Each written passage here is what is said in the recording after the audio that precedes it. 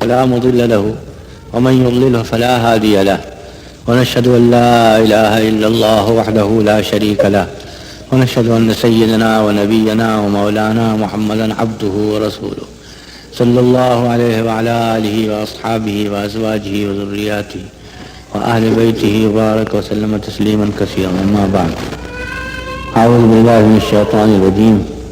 يا عبادي إن أرضي واسعة فإياي فاعبدون.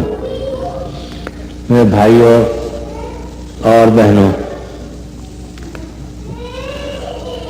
اللہ تعالیٰ کے ہاں انسان کی زندگی کا مقصد بندگی ہے، یعنی اللہ کی صحیح معرفت اور اس کے حکم کے مطابق زندگی گزارنا اور آخرت کے لیے کوشش اور اللہ کو راضی کرنا اور اس کے رسول صلی اللہ علیہ وآلہ وصحبہ وسلم کے طریقے پر چل کر اللہ کا قرب حاصل کرنا اصل مقصد یہ ہے.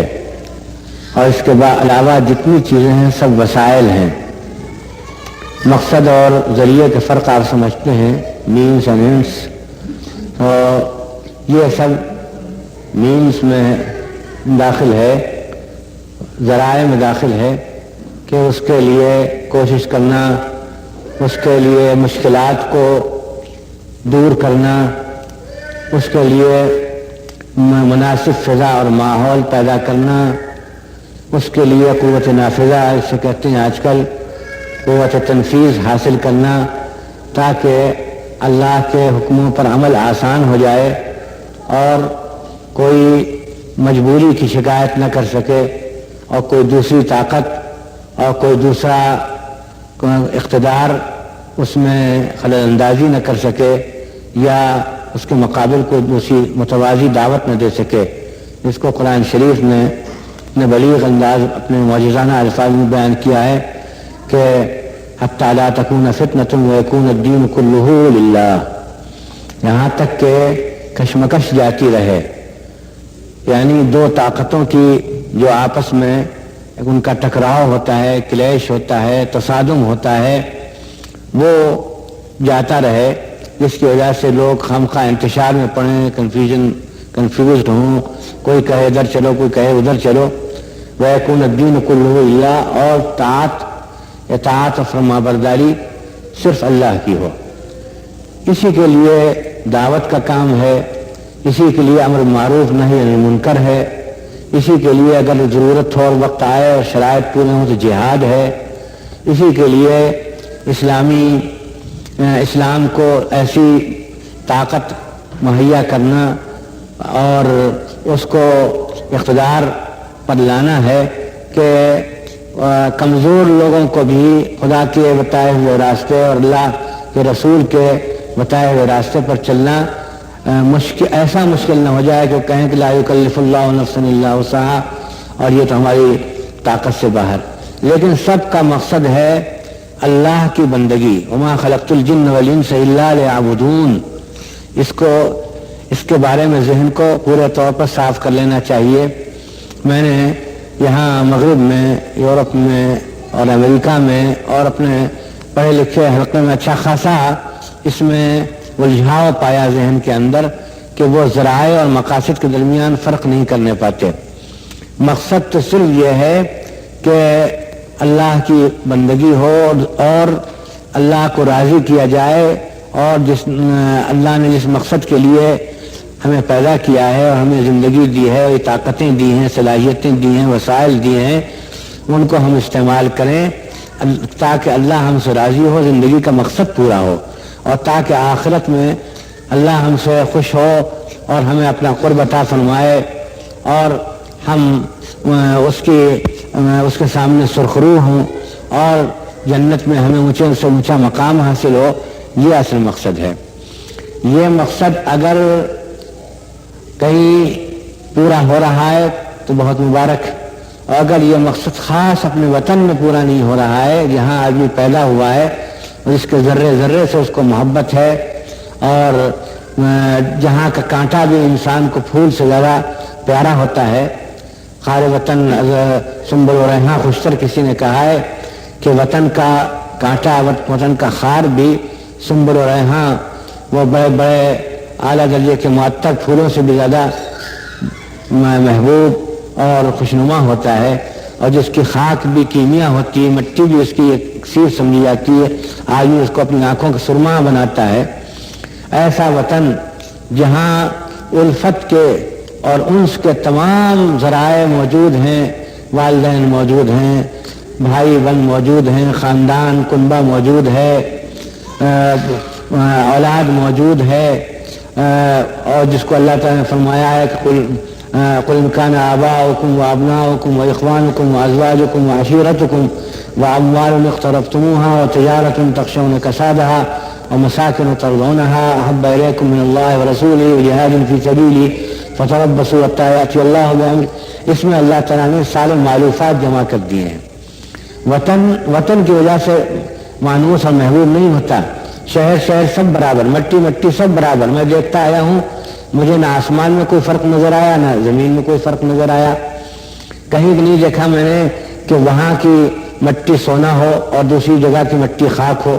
کہیں نہیں دیکھا میں نے کہ وہاں آسمان بہت قریب ہو، سر سے لگ رہا ہو شامیانے کی طرح، اور کہیں دودھ اور شہد کی نہریں بہ رہی ہوں، کہیں پانی کی نہریں بہ رہی ہوں۔ مجھے سب زمین ایک طرح کی لگی اور سارا آسمان ایک رنگ کا نظر آیا۔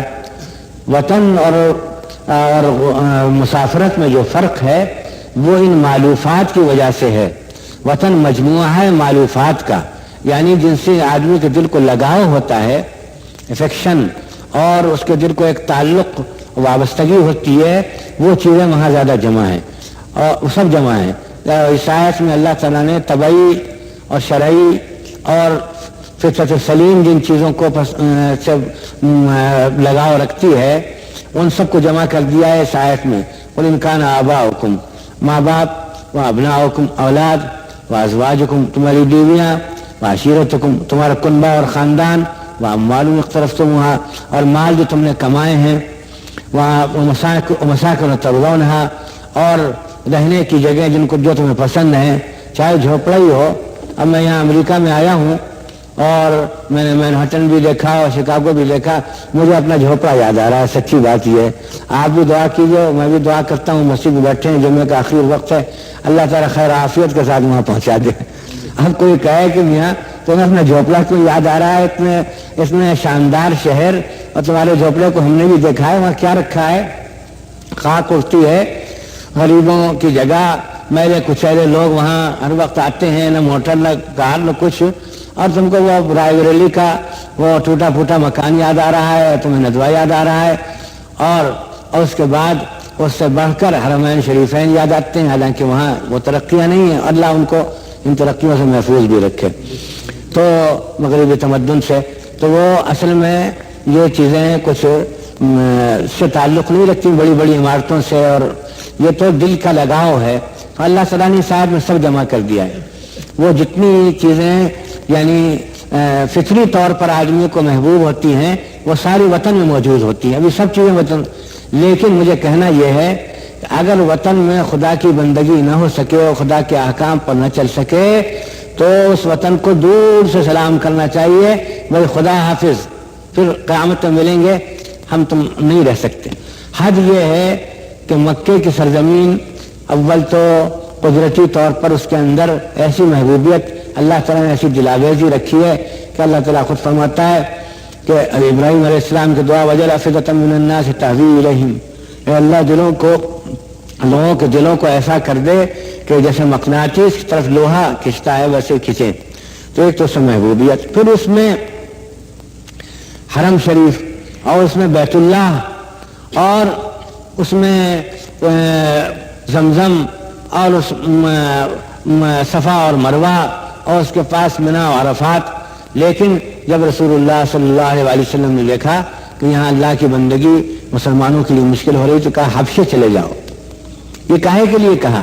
یہ دین پر قائم رہنے کے لیے کہا کہ یہاں دین پر قائم رہنا مشکل ہے، نماز نہیں پڑھ سکتے، کلمہ شہادت نہیں پڑھ سکتے، زبردستی ان کا سر بتوں کے سامنے جھکایا جاتا ہے، اور زبردستی ان کے سامنے خدا کو برا بلا کہا جاتا ہے، توہین کی جاتی ہے، زبردستی ان سے کفر کرانے کی کوشش کی جاتی ہے، تو کہہ دیا کہ حبشے چلے گئے۔ 2 مرتبہ حبشے کو ہجرت ہوئی، اور اس کے بعد پھر آخر میں آپ کو ہجرت کا حکم ہوا کہ چھوڑ دو مکہ اور مدینے چلے جاؤ۔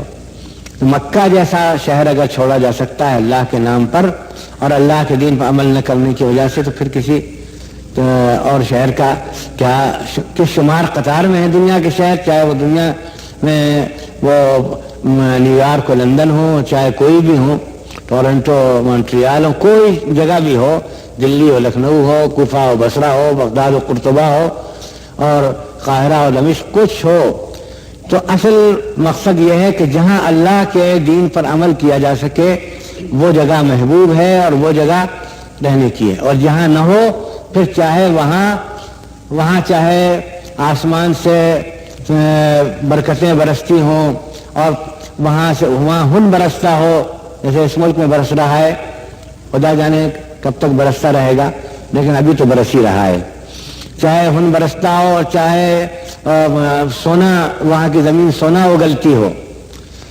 اور چاہے وہاں کی مٹی ہاتھ لگاتے ہی وہ کیمیا بن جاتی ہو، تو لیکن دیکھنا یہ ہے کہ ہم اللہ کے احکام پر عمل کر سکتے ہیں اور اسلامی زندگی گزار سکتے ہیں، اور جو ہماری زندگی کا مقصد ہے وہاں پورا ہوتا ہے یا نہیں۔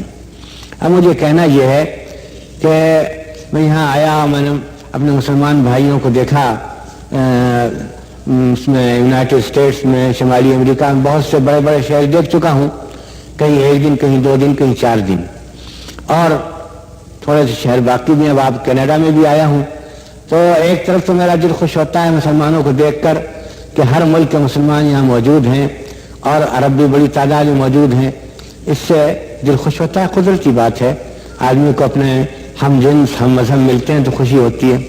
لیکن دوسری طرف میں ڈرتا ہوں کہ آپ یہاں کیا اسلامی زندگی گزارنے کے پورے طور پر آپ کو اسلامی زندگی گزارنے کا موقع ہے، اور کیا آپ کی آئندہ نسلیں اسلام پر قائم رہیں گی، رہ سکیں گی یا نہیں، اور کیا آپ کے اندر جو اسلام کا جذبہ تھا وہ ایسے ہی روشن رہے گا، فروزاں رہے گا، یا سرد ہو جائے گا۔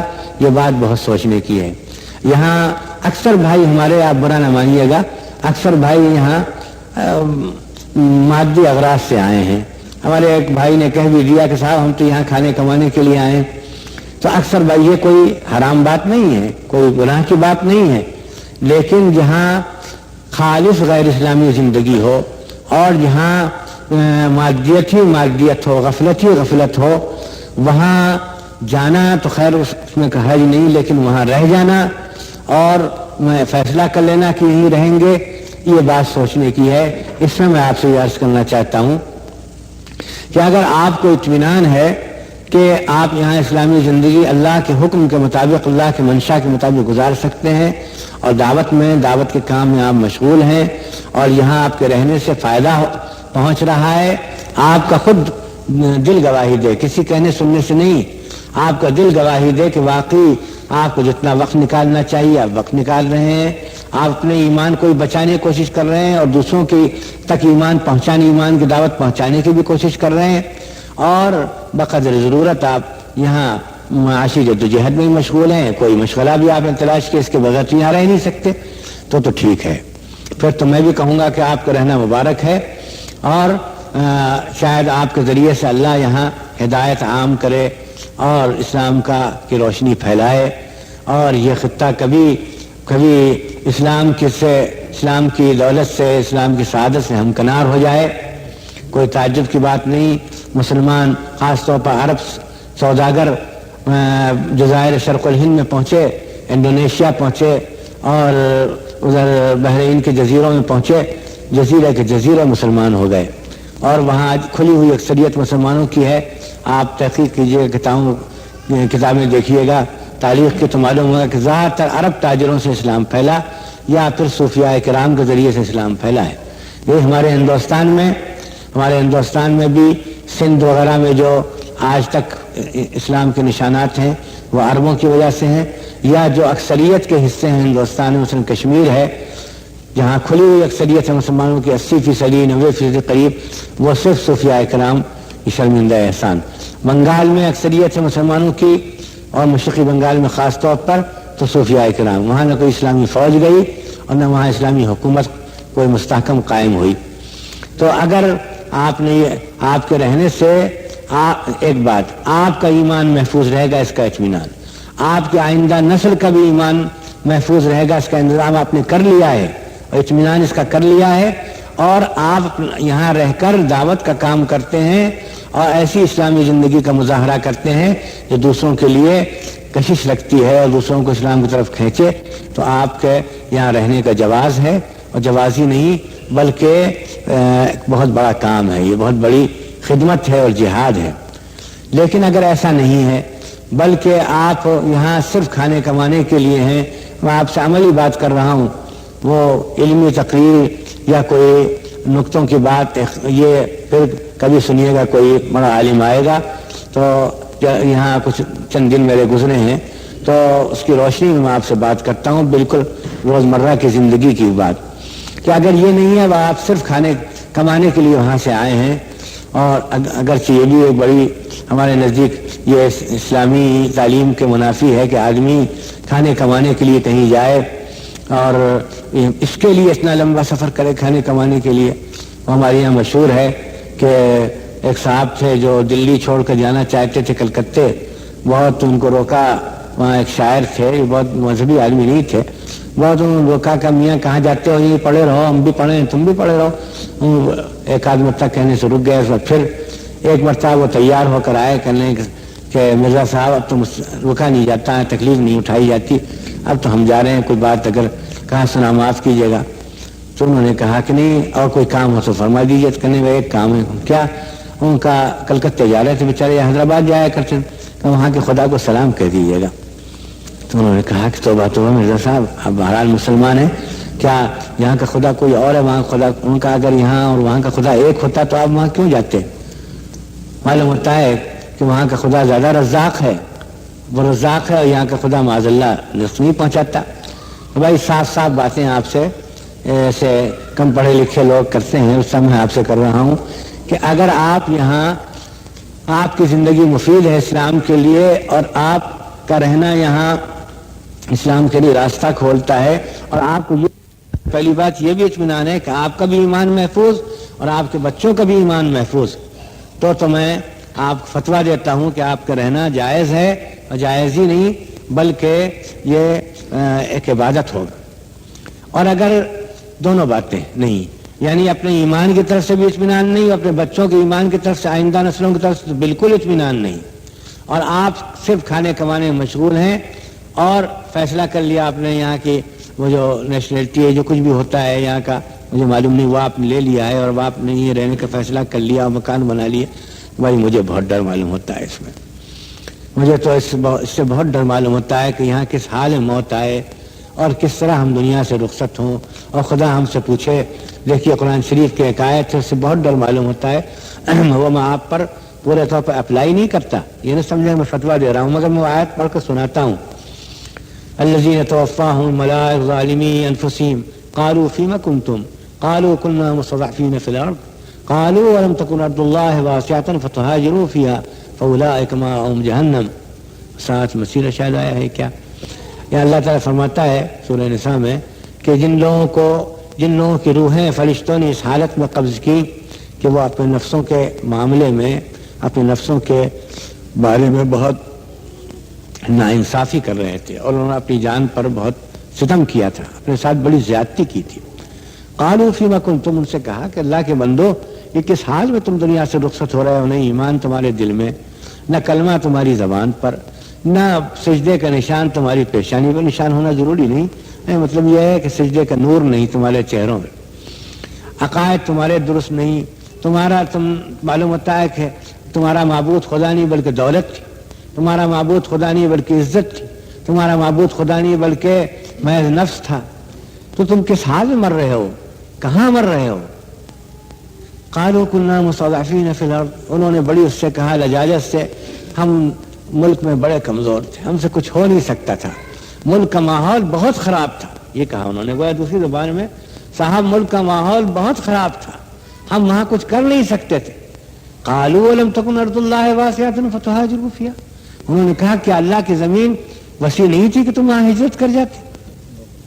یہ اپنے وطنوں میں جنہوں نے جان دی غلط ماحول ان سے کہا جائے گا، نہ کہ وہ جو وطن چھوڑ کر یعنی اپنا اسلامی وطن چھوڑ کر آئے ہیں بھائی صرف کھانے کمانے کے لیے یہاں آنا.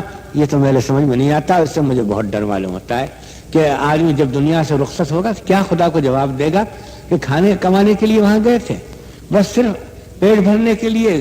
وہاں 500 اور 1000 ملتے تھے، وہاں 8000 ملتے تھے. وہاں $300 ملتے تھے، $500 ملتے، $1000 ملتے تھے. اس کے ہمارے ہندوستانی سکے سے 8000 روپے ہوتے ہیں، پاکستانی کو زیادہ ہی ہوتے ہوں گے. تو وہ اس کے لیے گئے تھے کہ وہاں 1000 ملتا تھا، یہاں 8000 ملتے ہیں، 10000 ملتے ہیں. یہ تو کوئی اسلامی جواب نہیں اور یہ کسی مسلمان کی شان نہیں. ہاں اگر آپ یہاں رہتے ہیں اور آپ نے اس کا انتظام کر لیا ہے کہ آپ کے ایمان پر ذرا بھی آنچ نہیں آئے گی، جس طریقے پر بھی ماحول بنایا آپ نے، آپ دعوت تبلیغ کے کام میں شریک ہیں، آپ کوئی اور اسلامی تنظیم ہے اس میں آپ شریک ہیں، آپ نے کوئی ایسا حلقہ بنا رکھا ہے جس میں دینی باتیں، دینی کتابیں پڑھی جاتی ہیں اور تذکیر ہوتی ہے، یعنی یاد دلایا جاتا ہے، آخرت کو یاد دلایا جاتا ہے، موت کو یاد دلایا جاتا ہے، مسلمان کے مقصد کو یاد. اور آپ یہاں غیر مسلموں کے سامنے ایسی زندگی پیش کر رہے ہیں جس میں چارم ہے، جس میں کشش ہے، جو کھینچتی ہے. اور آپ نے اپنے بچوں کی بھی تعلیم کا انتظام کر لیا ہے. دیکھیے یہ بہت ضروری بات ہے. قیامت کے دن بچوں سے پوچھا جائے گا کہ تم کیسے ہم اس حالت میں آئے کہ نہ ہمارا نام جانتے ہو، نہ ہمارے رسول کا نام جانتے ہو، نہ نماز کو جانتے ہو. وہ کہیں گے کہ ربنا انا اطعنا سادتنا وکبراءنا فاضلونا سبیلا. اے ہمارے پروردگار، ہم نے اپنے بڑوں کی بات مانی تھی، ان جس راستے پر لگایا اسی راستے پر ہم لگ گئے، انہوں نے ہمیں کہیں کا نہ رکھا. اور قرآن شریف میں آتا ہے یا ایھا الذین آمنوا قوا انفسکم واہلیکم نارا، اے ایمان والو بچاؤ اپنی جانوں کو، اپنے بچوں کو آگ سے. اگر آپ نے اپنے بچوں کا انتظام کیا ہے، وہ بے شک اسکول جاتے ہیں، جبری تعلیم ہوگی یہاں، کمپلسری ایجوکیشن جو کچھ بھی ہو یہاں قانون، لیکن آپ نے ایک وقت رکھا ہے کہ ان کو آپ عقائد، اسلامی عقائد سکھاتے ہیں، خاص طور پر توحید اور رسالت اور آخرت کا عقیدہ، جس کے بغیر مسلمان ہو ہی نہیں سکتا. نماز سکھاتے ہیں، نماز پڑھنا سکھاتے ہیں، اور ان کو یہ بتاتے ہیں تم مسلمان کے بچے ہو، تمہیں ولا تموتن الا وانتم مسلمون، خبردار تم اسلام کے علاوہ کسی اور راستے میں مرنا حرام ہے، کفر ہے. اس سے تو مر جائے بچہ، پیدا ہونے کے بعد مر جائے اور ماں باپ 2 دن 4 دن اس کو رو کر کے اور چھٹی کریں، رو لیں اس کو، یہ 1000 درجے اچھا ہے. حضرت خضر نے ایک بچے کا گلا گھونٹ دیا تھا اور کہا تھا یہ فتنہ ہوگا اپنے والدین کے لیے، تو بچہ ہو مسلمان کا اور مسلمان نہ ہو، یہ ہرگز اس کے تصور کرنے سے آپ کے رونگٹے کھڑے ہو جانے چاہیے. تو بھائی صاف صاف آج کی بس یہی میری بات ہے کہ اگر آپ نے اپنے ایمان کے بچانے کا انتظام کیا ہے، جس طرح آپ تبلیغی کام میں شریک ہیں، آپ وہ MSA کے کسی کام میں شریک ہیں جس کے سلسلے میں بھی آیا ہوں، اور میں نے دیکھا کہ مسلمان 2300 کی تعداد میں 2300 کی تعداد میں وہاں لومنگٹن میں جمع ہوئے، نمازیں ساتھ پڑھتے تھے، کھانا ساتھ کھاتے تھے، وہاں ان کے سامنے تقریریں ہوئیں، قرآن شریف کا میں نے درس بھی دیا، دور دور سے آئے اپنا خرچ کر کے. یہ بھی ایک کوشش ہے، اسلام کے لیے بھی ایک کوشش ہے اور بڑی قابل شکریہ. یا آپ نے اور کوئی ایسا انتظام کر لیا ہے چھوٹے پیمانے پر اپنے محلے میں، بستی میں جہاں آپ رہتے ہیں، اور بچوں کی تعلیم کا آپ نے انتظام کیا ہے کہ بچے اسلام سے واقف ہوں، اور تھوڑا سا وقت آپ یہاں اسلامی ماحول پیدا کرنے میں دیتے ہیں تو ٹھیک ہے، آپ رہیے، اور شاید اللہ نے آپ کو اسی لیے یہاں بھیجا ہے. لیکن اگر بھائی یہ نہیں صرف کھانے کمانے اور پیٹ کی سیوا کرنے کے لیے آئے ہیں کہ بھائی وہاں کم ملتا تھا یہاں زیادہ ملتا ہے، اس کو میں نہیں مان سکتا. اور دوسری بات یہ ہے کہ دیکھیے آپ کیسے کام کے لوگ، خاص طور میں ان عرب نوجوانوں سے کہتا ہوں، اقول للشباب العرب هؤلاء اذا بقوا في بلادهم يخدمون بلادهم بثقافتهم بتجاربهم بعلوم التكنولوجيا وبدراساتهم الجديدة، وخدموا بلادهم بما حصلوا عليه من تجارب ومن دراسات، كان ذلك خير لهذه البلاد. ولكن هنالك موجات عاتية وصب الماء من البلاد العربية العزيزة إلى هذه البلاد. كل يوم هناك أفواج، فوج يأتي إلى هذه البلاد. لماذا؟ ليقترف من هذا البحر المادي وللتكاثر، وليكون نصيبه من المال ومن الرواتب أكثر. فأصبحت هذه البلاد مجردة من خيرة الشباب ومن خيرة الطاقات ومن السواعد القوية ومن العقول النيرة من الثقافات العالية، كما تتجرد الشجرة أيام الخريف من الأوراق والثمار. هكذا هذه البلاد في كل يوم تحرم خيرة شباب أفلاذ كبدها. هذه قضية تحتاج إلى تفكير، هذه قضية تحتاج إلى دراسة. لا نأخذ القضية على علاتها، على ما هي عليها تقليديا، لا، يجب أن ندرس، نفكر في هذه القضية. تو یہ جو اس وقت لہریں چلی آ رہی ہیں، وہاں سے ایک برابر جیسے ایک جوار بھاٹا ہوتا ہے ہمارے ہندوستان، پاکستان سے، ایشیائی ممالک سے، ادھر عرب ملکوں سے برابر ذہین نوجوان اچھے جو صلاحیت والے افراد ہیں وہ سب ان ملکوں کا رخ کر رہے ہیں تاکہ خوب اپنا دامن بھر لیں، جھولی بھر لیں. اب ان ملکوں کیا ہوگا اگر سب اچھے ذہین لوگ سب چلے جائیں؟ سعودی عرب جاتے ہیں، خلیج کے امارات میں جاتے ہیں. مجھے بہت واسطہ پڑتا ہے، اس لیے کہ وہاں کئی کمیٹیوں کا ممبر ہوں، لوگوں میں مشہور ہو گیا ہے، غلط یہ صحیح کہ میرے تعلقات ہیں. میرے پاس خط آتے ہیں، سفارش کر دیجئے، کوئی تصدیق نامہ دے دیجئے اور کوئی کوشش کر دیجئے. انجینئر ہے تو سعودی عرب جانا چاہتا ہے، ڈاکٹر ہے سعودی عرب جانا چاہتا ہے، کوئی اور وہ ایکسپرٹ ہے تو سعودی عرب جانا چاہتا ہے، اور اگر ہمت زیادہ ہے تو امریکہ جانا چاہتا ہے. تو بھائی ان ملکوں کیا حشر ہوگا؟ ایک بات یہ بھی سوچنے کی ہے، آپ کے ملک آپ کی خدمت کے زیادہ مستحق ہیں. تو یہاں میں ان لوگوں کا رہنا صحیح سمجھتا ہوں جو اپنے ایمان کی حفاظت کا انتظام کر چکے ہیں، اپنے بچوں کی تعلیم کا انتظام کر چکے ہیں، جن کا یہاں رہنا یہاں کی غیر مسلم آبادی کے لیے مفید ہے، خواہ دعوت کے راستے سے، خواہ عملی زندگی کا نمونہ دکھانے کے ذریعے. اور باقی جو صرف کھانے کمانے کے لیے آئے ہیں، جھولی بھرنے کے لیے آئے ہیں اور محض اپنے ہم چشموں میں عزت حاصل کرنے کے لیے آئے ہیں، بھائی کیا تنخواہ ہے ان کا؟ کہ ہمیں تو $1000 ملتے ہیں. ان کا کہ ہم $2000 ملتے ہیں. واہ واہ واہ، لوگوں کے منہ میں پانی بھر آتا ہے کہ سبحان اللہ، ہم بھی ذرا بی اے کر لیں اور ذرا ہم بھی ڈپلوما حاصل کر لیں انجینئرنگ کا کچھ، تو ہم بھی چلیں گے وہیں. تو ان ملکوں میں کیا ہوگا؟ کون وہاں تبلیغ کرے گا؟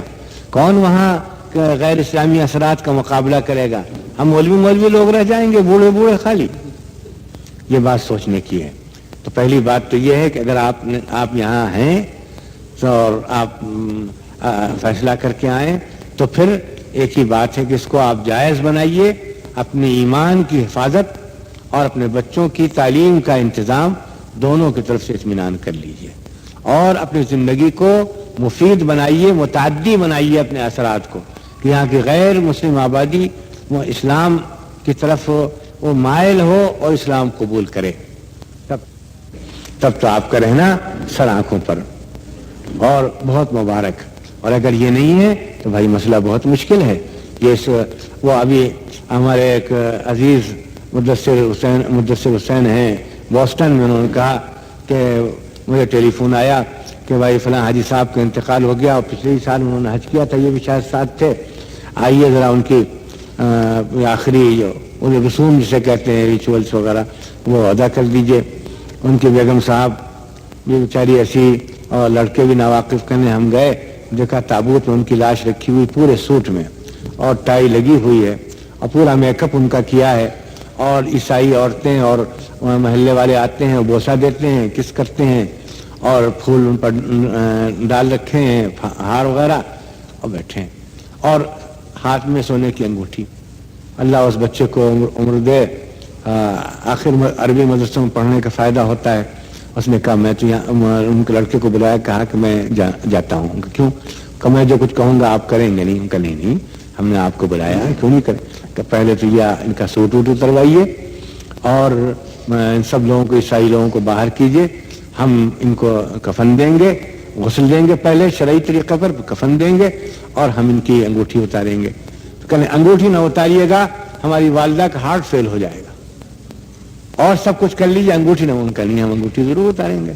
اور مگر ان کو بتائیے گا نہیں, اگر ان کا ہارٹ فیل ہونے والا ہو تو آپ ان کو بتائیے گا نہیں, جیب میں رکھ لیجیے, بعد میں بتا دیجیے. خیر راضی ہوئے. وہ تو اتفاق سے وہ بچہ پہنچ گیا, اس نے کیا جامعہ اسلامیہ مدینہ منورہ کا پڑھا ہوا, عربی مدرسے کا ہمارے یہاں کا پڑھا ہوا, تو ہو گیا. مگر کتنے خدا جانے کتنے دفن ہو جاتے. ایک دوسرے صاحب کو میں نے سنا, بڑی عبرت ہوئی, ڈر معلوم ہوا, چاہے جلدی سے میں بھی اب یہاں سے چھٹی کر کے جاؤں بھائی, کچھ ٹھیک نہیں ہے. کہ ان کا انتقال ہوا, مصری عالم تھے, انہوں نے کئی کتابیں لکھی ہیں اسلام کی صداقت پر, اور ازہر کے پڑھے ہوئے تھے. ان کا انتقال ہوا تو ان کی بیگم امریکن تھی, بنی کون, تو وہاں مسلمانوں کا قبرستان ذرا دور تھا ان کا, وہاں لے جانا مشکل ہے, اور ہمیں چاہتے ہیں قریب رہیں, عیسائیوں کے قبرستان میں دفن کر دیا. یہ تو چیزیں ہیں کہ اگر کوئی شخص ان کو سوچے, خواب میں دیکھ لے تو چیخ مارے خواب میں, یا اللہ, یا اللہ ہے, یا اللہ تو حفاظت فرما, اے اللہ تو تیری پناہ. یہ وہ چیزیں تھیں, اور چیزیں ایسی آسان ہو گئی ہیں کہ ایسے واقعات پیش آ رہے ہیں. بھائیو اپنا انتظام کرو. اگر ایمان کی حفاظت ہو, اگر بچوں کی تعلیم میں نظام ہو, شوق سے رہو, اور لوگوں کو ہی بلا لو, بشرطے کہ وہ یہ شرط پوری کر سکیں. اور نہیں تو بھائی پھر یہاں رہنا ہمارے سمجھ میں نہیں آتا. کھانے کمانے کے لیے, محض پیٹ بھرنے کے لیے, ایک تو یہ کہ تم خطرے میں, دوسرے تمہارے ملک جو ان کو تمہاری ضرورت ہے. اگر تم وہاں رہو گے, ہندوستان کے نوجوان یہاں آ رہے ہیں, وہاں رہتے 10 20 50 ان سے ان کے ماتحت ہوتے, ان کے ساتھ کام کرنے والے ہوتے, سب کو ایک تقویت ہوتی, ان کے والدین کو تقویت ہوتی. پاکستان کے حیدرآباد ماشاءاللہ بھرا ہوا ہے, اور عرب ملکوں کے جہاں جائیے, یعنی کئی جگہ تو مجھے عربی میں خطاب کرنے کی ضرورت پیش آئی, اردو میں خطاب کرنے کی نوبت ہی نہیں آئی, اتنے عرب تھے. یہ عرب شام میں ہوتے, یہ عرب سعودی عرب میں ہوتے, یہ مصر میں ہوتے, لیبیا میں ہوتے, مراکش میں ہوتے, تو اپنے ملک کی خدمت کرتے, اپنے ملک کو منظم کرتے, طاقتور بناتے, اپنی تمام صلاحیتیں وہاں پر صرف کرتے. کیا محض تنخواہ کی زیادتی کے لیے, محض اچھا کھانے پہننے کے لیے, محض اچھے مکان میں رہنے کے لیے یہاں آئے؟ یہ بات بہت سوچنے کی ہے. معاف کیجیے گا, مالک آپ کیا امید رکھتے ہوں گے کہ میں آپ کے سامنے اچھی اچھی باتیں کہوں گا جس سے اور آپ کا دل اور خوش ہوگا, اور میں نے یہ ایسی بات کہی جس سے کوئی آپ کے دل پر شاید چوٹ لگی ہو, لیکن میں چاہتا ہوں کہ دل پر تھوڑی سی چوٹ لگے. دل پر تھوڑی چوٹ لگے بغیر کام چلتا نہیں. تو آپ اس مسئلے پر سنجیدگی سے غور کیجیے. اور دوسری بات یہ ہے کہ میں نے اس ملک میں سوال جواب کا بڑا رواج دیکھا, اور میں اس کو کچھ زیادہ مفید نہیں سمجھتا. اس وقت آپ مجھ سے سوال کریں گے, میں جواب دوں گا انشاءاللہ. وہ جو بات کہی جاتی ہے وہ سب ختم ہو جاتی ہے. وہ آدمی کتنی ہی ایمان افروز بات کہے اور ایمان تازہ کرنے والی بات, اس کے بعد جو سوال جواب کا سلسلہ شروع ہوتا ہے تو سب تقریر تو بھول بھال جاتے ہیں, اور بہت سے لوگوں کے دل میں اور نئی الجھن پیدا ہو جاتی ہے. میں نے ہارورڈ یونیورسٹی میں تقریر کی, ڈیونٹی کالج میں نے کولمبیا میں تقریر کی, میں نے نیو جرسی کے اسلامک سینٹر میں تقریر کی. ہر تقریر کے بعد میں سمجھا کہ ایک بات جمی ان کے ذہن میں, سوال جواب کا جو سلسلہ شروع ہوا تو میں بھی شاید بہت کچھ بھول گیا ہوں, میں نے کیا کہا, دوسروں کیا. تو سوال آپ لوگ واقعی اس کی ضرورت ہو. اور دیکھیں میں مفتی نہیں یہ بتا دوں, اسلام میں اور ہر جگہ ہر شعبہ ہے الگ الگ. میں موٹے موٹے مسائل جانتا ہوں, اور وہ بھی اگر ہندوستان میں ہوتا ہوں تو جو اور بڑے عالم ان سے پوچھ لیتا ہوں. تو مشکل مسئلہ ہوگا تو میرے لیے جواب دینا مشکل, کتابیں یہاں موجود نہیں. اس لیے اگر کوئی خالص فقہی سوال ہو تو اچھا یہ ہے کہ میں نے 2-3 جگہ مجلس تحقیقات شرعیہ ہے ندووں میں, وہاں بھی دارالفتہ ہے, دیوبند میں دارالفتہ ہے, اور پاکستان میں نیو ٹاؤن جامع مسجد کا مدرسہ ہے, اور مفتی مشفی صاحب رحمۃ اللہ علیہ کا انتقال ہو گیا, لیکن کیا بھی انتظام ہے. اور اچھے اچھے علماء ہیں، وہ علماء بھی ہیں جن کے حالات حاضرہ پر نظر ہے، بہتر یہ کہ آپ ان سے رجوع کریں۔ ہاں عملی زندگی میں کوئی اگر آپ کوئی بات مشورے کی ہو، پوچھنے کی ہو تو میں حاضر ہوں، اور کوئی ایسا موٹا مسئلہ بھی دینی ہو تو مجھے انکار نہیں، لیکن بات چیزیں ایسی ان میں آپ کے اور ہمارے عرب بھائیوں کے درمیان اچھا خاصا اختلاف ہے، تو اس کے پوچھنے سے آپ کو تو پہلے سے بھی مسئلہ معلوم ہے، اور یہ آپ کے مسئلے پر عمل نہیں کریں گے، اس لیے سوائے اس کے کہ ایک ذرا غلط فہمی ہو اور یہ دوری پیدا ہو، اس کے یہ اپنے علماء سے پوچھتے ہیں، اپنے علماء سے پوچھتے ہیں۔ یہ میں آپ سے کہتا ہوں کہ آپ اپنے علماء پر سے رجوع کریں تو زیادہ بہتر ہے، وہ آپ کی زبان بھی سمجھتے ہیں، آپ کے حالات سے بھی واقف ہیں، اور ان کے ہاں میں سمجھتا ہوں کہ بہت احتیاط ہے، اس لیے رؤیت ہلال کے بارے میں اور ذبیحے کے بارے میں، گوشت وغیرہ کے بارے میں آپ اپنے ملک کے علماء کے اس پر اگر عمل کریں زیادہ بہتر۔ یہاں اگر آپ نے اس پر عمل نہیں کیا، وہاں گئے تو آپ کو جواب دینا مشکل ہوگا، تو یکسانی رہے تو بہتر ہے، اور جو چیزیں اس کے بعد بھی رہ جائیں اور آپ ان کو سمجھیں کہ شاید پھر موقع نہ ملے یا مجھ سے کوئی خاص مجھے مناسبت ہو اس سے، تو میں حاضر ہوں، حتی الامکان جواب دوں گا، لیکن بہت زیادہ سوالات نہ ہو تو اچھا ہے، وقت کم۔ دینی، علمی و اصلاحی کیسٹوں و سیڈیز کا واحد مرکز پیام یونیک کیسٹ سیریز، دکان نمبر 7 اور 9 شباب مارکیٹ، ندوہ روڈ، لکھنؤ۔